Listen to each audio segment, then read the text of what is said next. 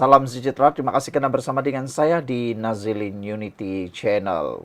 Tak sabar lagikah nak menjadi sebuah kerajaan? Wah, itu antara soalan yang nak ditujukan kepada pembangkang. Kelompok tak cukup jumlah pasti akan terus menyalak, kata Jamzuri Ardani. Setelah lebih 2 tahun Anwar Ibrahim jadi Perdana Menteri, saya nampak ada 2 pencapaian beliau penting.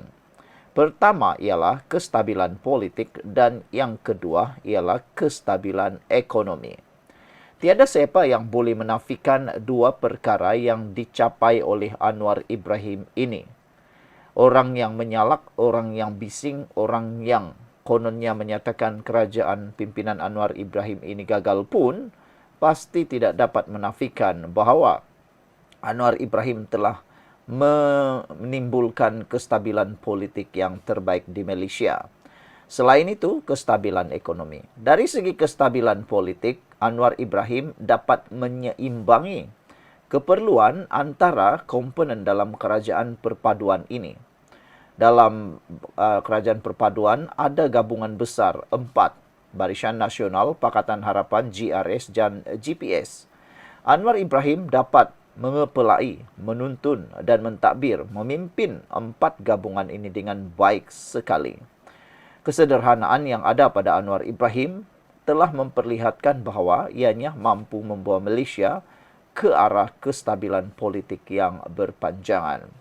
Dan ada yang menjangkakan kalau Pakatan Harapan Barisan Nasional terus meneruskan hubungan dan juga kerjasama ini, dijangka kerajaan perpaduan ini akan kekal 2-3 penggal lagi kerana kita pun tahu UMNO Barisan Nasional masih memerlukan masa untuk pemulihan sepenuhnya untuk mereka menjadi dominan. Ada ramalan dan juga analisis daripada penganalisis politik menyatakan UMNO Barisan Nasional akan mengambil masa 1 atau 2 penggal lagi untuk kembali semula menjadi dominan. Pemulihan. Dia perlu sabar. Walaupun kadangkala ada pemimpin UMNO Barisan Nasional yang dah tak sabar sangat jadi dominan, mereka harus sedar.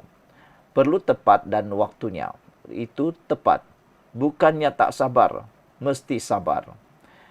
Saudara-saudara sekalian, dari segi kestabilan ekonomi pula, negara Malaysia kini menjadi pilihan utama pelaburan dunia. Kita pun tahu beberapa pencapaian luar biasa dicapai oleh Anwar Ibrahim. Ketika Anwar mula menjadi Perdana Menteri, negara kita baru saja berhadapan dengan 2 malapetaka besar, iaitu langkah Sheraton dan COVID-19. Siapa yang boleh menafikan bahawa 2 malapetaka ini memang benar berlaku? Langkah Sheraton yang menyebabkan duluan kepada ketidakstabilan negara. Sebelum adanya langkah Sheraton, negara kita tidak pernah ada yang berani tumbangkan di tengah jalan, tumbangkan melalui pengkhianatan. Tapi dengan adanya langkah Sheraton, sampai ke hari ini, usaha demi usaha, bibit ataupun anak kepada langkah Sheraton ini mula berlaku tanpa segan silu, tanpa tak tahu malu, tanpa ada maruah lagi. Kebanyakan ahli-ahli parlimen yang sanggup menyertai langkah-langkah terbuka atap ini boleh dikatakan tidak bermaruah lagi. Ahli parlimen tidak berprinsip, tidak bermaruah. Dan malapetaka yang kedua, satu dunia mengalaminya, iaitu COVID-19. Langkah Sheraton adalah ibarat gempa bumi yang membuat politik Malaysia bergegar. Ia telah menyebabkan politik negara hilang serinya. Kecurangan dan pembohongan para aktor politik negara telah menyebabkan rakyat terus hilang percaya kepada orang politik. Yang ini memang tepat. Pelakon-pelakon politik pada waktu langkah Sheraton sangatlah memuakkan dan memualkan rakyat. Lain cakap siang, malam cakap lain. Akhirnya apa jadi?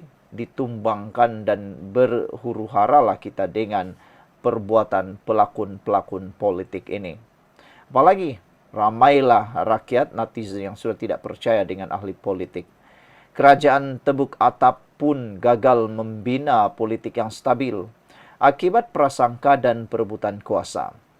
Kestabilan politik negara telah menjadi mangsa besar langkah Sheraton. Tanpa kestabilan politik, negara tidak akan mampu bergerak ke hadapan. Keputusan PRU 15 adalah titik baharu politik negara. Tidak ada blok politik yang berupaya membentuk kerajaan. Anwar cepat menghadam dan merangkul realiti dan keperluan politik baharu. Beliau segera tahu masa untuk terus berretorik dengan politik lampau sudah pun tamat. Keupayaan ini yang tidak ada pada pemimpin Perikatan Nasional. Upaya politik mereka kerdil. Rangkulan politik mereka pendek. Jangkauan politik mereka bebal. Akhirnya, mereka terpaksa berpuas hati berdiri di pentas tak cukup jumlah. Kerajaan perpaduan bermula dengan pelbagai asakan dan cubaan untuk merungkai ikatannya. Namun semakin lama ia semakin padu dan utuh. Hari ini politik Malaysia sudah semakin stabil. Igawan langkah Sheraton semakin memudar dan kelam dan kabur. Ini satu pencapaian penting Perdana Menteri ke-10 Anwar Ibrahim. Dari sudut ekonomi, nampak jelas kedudukan ekonomi negara juga semakin stabil. Seluruh petanda ekonomi makro negara menuju ke angka yang positif. Masih tidak sempurna tapi sudah stabil. Ini satu pencapaian besar setelah ekonomi dunia dilanda kejatuhan besar akibat COVID-19 dan perang Rusia-Ukraine. Ini juga satu pencapaian penting Perdana Menteri ke-10 Anwar Ibrahim. Saya sedar, Perdana Menteri ke-10 punya hutang besar buat rakyat yang mendukung perjuangannya selama ini, yaitu perjuangan reformasi. Namun kita perlu berada di atas dunia nyata. Reformasi institusi negara hanya boleh berlaku secara bermakna setelah kestabilan politik dan ekonomi direalisasikan. Saya harap dan berdoa kestabilan politik dan ekonomi ini kekal bagi membolehkan Perdana Menteri ke-10 melangkah ke fasa seterusnya yang pastinya lebih sukar dan mencabar. Kelompok tak cukup jumlah pasti akan terus menyalak dan cuba mengambil apa sahaja kesempatan untuk menggugat apa yang dicapai oleh Perdana Menteri ke-10 Anwar Ibrahim. Mereka akan terus menggocak emosi perkauman dan kebencian antara penganut pelbagai agama untuk menimbulkan kegawatan politik. Mereka akan terus memetik ayat-ayat karut untuk menghasut rakyat agar negara dan situasi ekonomi negara mereka akan gagal. Wow, ini memang terbaik punya ulasan. Ditulis oleh Jamzuri Ardani. Saudara, Anda boleh kongsikan apa yang disampaikan oleh Jamzuri Arzani ini. Kita jumpa lagi. Bye-bye.